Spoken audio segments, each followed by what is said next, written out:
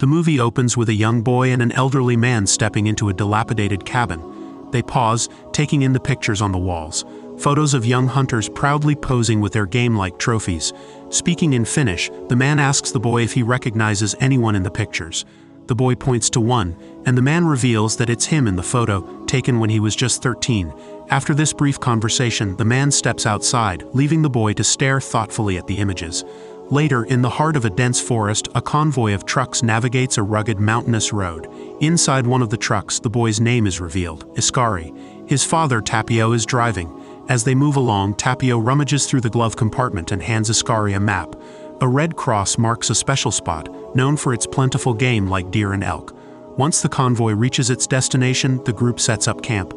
A gunshot echoes, signaling the beginning of Iskari's mission. However, when Iskari tries to start his vehicle, he struggles. Tapio steps in, making a quick adjustment, and soon enough, Iskari is on his way. He reaches a cliff top where a bow and arrow await him. But when he tries to pull back the bowstring, it's too difficult. The onlookers, including his father, are visibly disappointed. A debate breaks out between Tapio and another man who argues that Iskari isn't ready and should go home. Tapio insists that his son is prepared. Eventually, the man gives in and lets the boy continue. He delivers a motivating speech, telling Iskari that he has just one day and one night to go into the forest, hunt an animal, and return with proof of his success. The scene shifts to a man named Morris.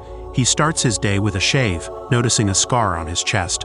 After putting on a bulletproof vest and securing his earpiece, he steps aboard a government aircraft, distinguished by a presidential seal. Two smaller planes flank the larger aircraft, ensuring its safe passage through the skies. Morris strides into the president's private cabin aboard Air Force One. President William Moore, deeply absorbed in a newspaper, is grumbling over his plummeting poll numbers. Morris informs him that they'll be landing in Finland within the hour, and also drops a personal bombshell. He plans to retire after this trip. The president, distracted by his own issues, barely acknowledges the news. Back in the Finnish wilderness, young Iskari continues his hunting journey. Struggling with his bow and arrow, he practices on a wooden deer statue, but despite repeated efforts, he can't manage to pull the bowstring. Frustrated but undeterred, he playfully imagines a successful hunt, pretending that he's already caught and eaten his prey. Meanwhile, deeper in the forest, a helicopter touches down, slicing through the tranquil air. The pilot asks the passengers on board what kind of game they plan to hunt. One of them, named Hazard, answers cryptically, "The big game." Upon landing, Hazard steps out, holding a briefcase, and settles into a chair, admiring the surrounding wilderness. The pilot's curiosity turns to shock as Hazard casually reveals a missile hidden inside the briefcase.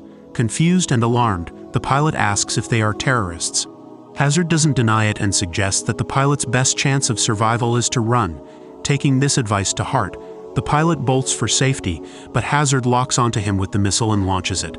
The explosion rips through the forest, obliterating both the pilot and a massive stretch of trees. On Air Force One, Morris makes his way to the cockpit. He is informed they are nearing their destination, but the calm is short-lived. Alarms blare suddenly. A missile is incoming, and to make things worse, the plane's defense systems are failing. Realizing the severity of the situation, Morris orders an immediate evacuation. Chaos erupts as the plane shakes violently. Morris rushes to the president, who's in a panic and missing a shoe, and shoves him into an evacuation pod. The team of guards follows, launching their pods and deploying their parachutes. However, something goes terribly wrong. One of the guards notices the parachutes aren't deploying properly. He tries to warn Morris, but before he can finish, Morris shockingly shoots him without hesitation. Cold and calculated, Morris straps on his own parachute and leaps from the plane, leaving the guard behind. Moments later, the missile strikes Air Force One, engulfing the sky in a fiery explosion. As Morris descends to the ground safely, young Iskari witnesses the terrifying sight of the plane crashing from the sky, the impact throwing him to the ground as he screams in terror. When he finally rises, he's met with a horrifying scene. The forest around him consumed by flames. Meanwhile, at the Pentagon, urgent news of the crash reaches officials. A woman informs a high-ranking official that Air Force One has gone down and that the president was evacuated via an escape pod. As they move through the Pentagon's halls, she introduces Vice President and Fred Herbert, a seasoned CIA operative now leading the terrorist intelligence unit. Fred, experienced and sharp, confidently concludes that this was a coordinated terrorist attack. He estimates a small group of 5 to 10 men were responsible, and identifies the type of missile used. His deduction leads him to believe there was an insider who sabotaged the plane's defense systems. Determined, he declares, "Let's bring him home." Back in the forest, Morris's parachute has snagged in a tree. He unhooks himself and drops to the ground relatively unscathed. He tries to contact his fellow agents via radio, but the airwaves are silent. Switching to another communication device, Morris mutters cryptically, "The angel has fallen." Iskari, now more cautious than ever, surveys the wreckage with his bow ready. He notices the president's escape pod and throws a rock at it. Creeping closer, he knocks on the pod's door. To his surprise, the knock is answered as a finger from inside the pod begins to trace something on the window panel. A code. Iskari types it in, unlocking the pod, but quickly retreats as the door opens. President Moore steps out, igniting a flare and calling for Iskari to show himself. The boy stays hidden but uses his bow to fling a paper cup tied to a string at the president's feet. Confused but intrigued, the president picks it up and holds the makeshift device to his ear. From the other end, Iskari nervously asks, "Are you an alien?" The president chuckles and replies, "No, I'm from Earth and I come in peace." After hearing this, Iskari emerges cautiously from his hiding spot. To prove his identity, the president shows Iskari his passport. Iskari, now trusting him, reveals that there are no villages or towns nearby to seek help. Back at the Pentagon, officials have tracked the president's escape pod signal and dispatched helicopters to locate him. However, in a twist, a man in a remote Norwegian farmhouse stumbles upon a beeping device under his trampoline. It's the POD's tracker, which had somehow detached from the pod. Because of this, the government helicopters return empty-handed, unable to find the president. Meanwhile, back at the crash site, Morris and the three conspirators responsible for the destruction of Air Force One arrive at the president's escape pod. To their shock, they find it empty. The hunt is far from over. Elsewhere, the president trudges through the forest with Iskari as his guide.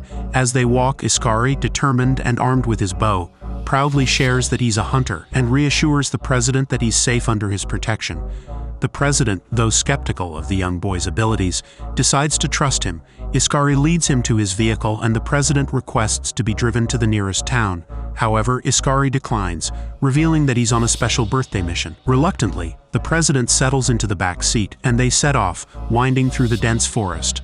Back at the escape pod, Morris studies the footprints and quickly deduces that someone helped the president escape. Without hesitation, he shoots two of the guards and turns to Hazard, vowing to deliver the president to him. Meanwhile, at the Pentagon, Fred starts his investigation by researching local hunting companies in the area. He requests satellite repositioning to get a full view of the terrain, narrowing their search. Iskari stops his vehicle, pointing to a red X marked on his map, an ideal hunting location. They decide to set up camp there. As they prepare a meal over the campfire, Iskari, his curiosity piqued, asks the president about the true essence of power. He then shares a story about his father, a local legend who, at 13, bravely hunted a bear. This rite of passage into manhood is the same challenge Iskari now faces. The president, drawing from his own experiences, explains that power isn't always about strength, but often about the perception of it. He lightens the mood with a humorous story, and amidst their shared laughter, a bond forms between the unlikely pair. The next morning, the president wakes up to the strange sound of Iskari imitating deer calls. He's attempting to lure prey, showcasing his dedication to the hunt. Iskari tosses the president's missing shoe to him and continues his ascent up the mountain, persistently calling out to the wildlife. However, these sounds attract more than just animals. Morris, Hazard, and their men hear them too. As Iskari climbs a ledge, he stumbles upon a large freezer box. Inside, he finds a freshly killed deer with a note from his father wishing him a happy birthday. Though this discovery should be a moment of triumph, it leaves Iskari feeling discouraged, as the gift undermines his effort to prove himself. Meanwhile, the president stumbles upon a grim sight, the bodies of his guards scattered across the terrain, their parachutes clearly sabotaged. Taking a gun from one of the fallen guards, the president hides behind a rock and observes Morris and Hazard approaching the camp. The horrifying realization dawns on him. Morris is the traitor. Rushing to warn Iskari, the president finds the boy who is disheartened by his father's gift. To lift his spirits, the president gives him a pin, a symbol of gratitude for protecting him. Their moment is quickly interrupted when the president reveals that they're being pursued. Morris soon confronts them, and in a courageous act, Iskari draws his bow and aims at Morris. However, his attempt falls short, and the arrow misses its mark. The president, unfamiliar with firearms, fumbles with the gun in his hands. Morris swiftly disarms the president, and a brutal hand-to-hand fight ensues, with Morris quickly gaining the upper hand. The president, struggling, yells for Iskari to flee. The boy, torn between fear and loyalty, sprints into the cover of the forest. Meanwhile, at the Pentagon, Officials track the enemy helicopter via surveillance cameras, watching as Hazard disembarks. Fred recognizes Hazard, identifying him as the illegitimate son of a wealthy Gulf oil tycoon and labeling him a certified psychopath with a twisted sense of humor. Hazard decides that instead of killing the president, he wants to keep him as a trophy. To seal his deal with Morris, he transfers $10 million into his account as a reward for his loyalty. The president is then shoved into the freezer box, which Hazard seals shut. From his hiding spot, Iscari witnesses everything, his fear morphing into determination. Though the Pentagon has dispatched a rescue team, they're too far away to intervene in time. Iscari, inspired by the bravery of his father's legacy, decides to act. As the helicopter begins to airlift the freezer box containing the president, Iscari makes a bold move. He leaps from a ledge and lands on top of the box. Alerted to Iscari's presence, Morris frantically maneuvers the helicopter through the trees, trying to shake the boy off. Gunfire rains down, but Iscari remains focused, yelling to the president to try and escape. In a desperate bid, Iscari uses a knife to sever the cables connecting the freezer box to the helicopter. The box plunges downward, and for a brief moment they manage to evade Morris and Hazard. However, Morris, relentless in his pursuit, opens fire on them once again. Iscari and the president seek shelter inside the freezer box as it tumbles and rolls through the rough terrain. Though battered and bruised, both Iscari and the president survive the crash relatively unscathed. They quickly use the freezer box as a makeshift raft, drifting down the river in hopes of finding safety. Their journey takes an unexpected turn when they come across the wreckage of Air Force One, a haunting reminder of the earlier catastrophe. Back at the Pentagon, the vice president orders Navy SEALs to be sent to the new location. However, in a moment of suspicion, he catches Fred discreetly texting. At the same time, aboard the helicopter, Hazard receives a cryptic message from an unknown sender. Just kill him, along with coordinates. The president and Iscari abandon their raft and swim toward the half-submerged Air Force One. Clambering onto the wreckage, they are met with a grim scene, the casualties of the crash still strewn across the wreck. Their brief moment of respite is shattered when they hear footsteps approaching. Suddenly, the roof is torn open, and Hazard rappels down, sending a bomb with a 5-minute timer into their midst. As he radios for extraction, Morris betrays him, leaving Hazard stranded with the president and the ticking bomb. A fierce struggle breaks out. Hazard attempts to subdue the president, while Iscari, seemingly incapacitated, lies motionless nearby. Just as Hazard is about to overpower the president, Iscari musters his remaining strength and strikes Hazard, giving the president a chance to wrestle the gun away. Seizing the opportunity, the president unloads a barrage of bullets into Hazard, finally neutralizing the enemy. But with Hazard defeated, the ticking bomb remains an imminent threat. As Morris continues firing from the helicopter, the president and Iscari act fast, activating the cockpit's emergency evacuation system. This propels them skyward, leveling them with Morris. Seizing the moment, Iscari releases an arrow from his bow, striking Morris. Though his bulletproof vest protects him from the arrow's full impact, it dislodges a piece of shrapnel already embedded in him. This causes Morris to lose control and plummet from the helicopter, just as the bomb detonates, engulfing the area in a massive fiery explosion.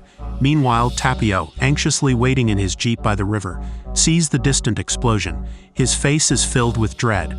Suddenly, a yellow parachute descends onto his car, and before he can react, Navy SEALs emerge from the shadows, pulling him and the other hunters from their vehicles and forcing them to the ground. The lake is obliterated in the aftermath of the blast, and at the Pentagon, officials somberly conclude that the president has perished. The vice president, eagerly anticipating his rise to power, already envisions his swearing-in ceremony. However, amidst the scene of devastation, another parachute drifts gently to the ground. Iscari, with the president by his side, makes a triumphant appearance. A heartfelt reunion unfolds as Iscari introduces his father, Tapio, to the president. The president, filled with gratitude and admiration, commends Iscari, calling him the bravest individual he's ever met. Navy SEALs relay the incredible news to the Pentagon, confirming the president's survival. Fred, visibly disturbed by the turn of events, discreetly slips away, with the VP following close behind. In the privacy of a secluded bathroom, Fred and the VP engage in a hushed conversation, revealing a dark secret. Hazard was a covert operative, hired by them to assassinate the president. But Fred, realizing the VP is now a liability, quickly turns on him, eliminating the vice president and staging his death as an accident. Back at the crash site, Iscari and the president are now the center of attention. Government helicopters circle above and photographers capture the moment.